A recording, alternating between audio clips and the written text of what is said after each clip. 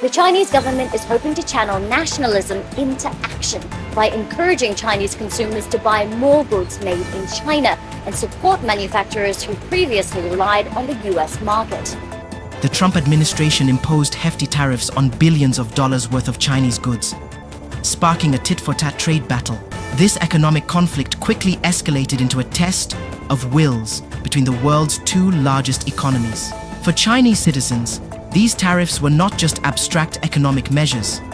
They were a direct challenge to their nation's economic progress and global standing. The tariffs impacted a wide range of goods, from electronics to agricultural products. This resulted in increased prices for Chinese consumers and businesses. Many Chinese citizens saw these tariffs as an attempt to stifle China's economic rise and assert American dominance. This sentiment was further fueled by the rhetoric surrounding the trade war, which often portrayed China as an economic threat. The imposition of US tariffs triggered a wave of nationalistic sentiment among Chinese citizens. Many viewed the tariffs as an affront to their nation's pride and a challenge to their economic well-being.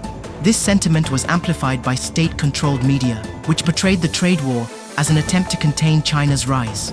Social media platforms became hotbeds of discussion, with many users expressing anger and frustration at the US government's actions. This shared sense of grievance fostered a collective defense mechanism among Chinese citizens. They rallied behind their government and expressed unwavering support for domestic industries. The trade war, in essence, galvanized a sense of national unity and solidarity amongst the Chinese people. The trade war served as a catalyst for a surge in Chinese nationalism. Citizens became more aware of the importance of national unity and self-reliance. This newfound sense of patriotism manifested itself in various ways, including a shift in consumer behavior. Chinese consumers, driven by a desire to support their nation's economy, began favoring local brands over foreign competitors. This trend, dubbed consumer patriotism, was particularly evident in sectors targeted by US tariffs. Chinese brands, in turn, capitalized on this sentiment by emphasizing their domestic roots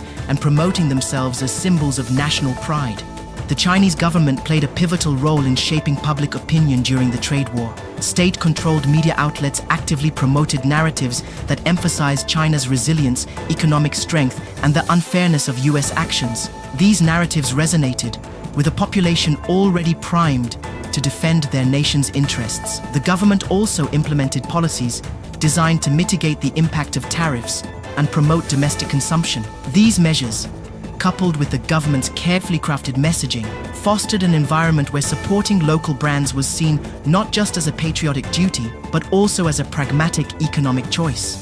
The US-China trade war had ripple effects that extended far beyond the borders of these two economic giants. African nations, many of which have close economic ties with both China and the US, found themselves caught in the crossfire.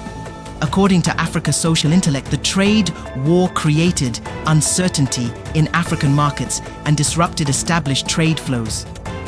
Some African countries experienced a decline in exports to both China and the US as these economic powerhouses turned inward. This highlighted the vulnerabilities of being overly reliant on a limited number of trading partners. However, the trade war also presented opportunities for some African nations to diversify their economies and explore new markets. This is Africa Social Intellect, your premier destination for thought-provoking discussions and insightful perspectives on the vibrant and diverse African community and beyond. Our dedication extends beyond conversations. In recognizing the importance of security, we provide essential information to help safeguard vulnerable nations. From navigating local challenges to assisting these vulnerable nations against imperialistic threats, we stand as a beacon of awareness and resilience. If you're on YouTube, don't forget to subscribe, comment, and share our news.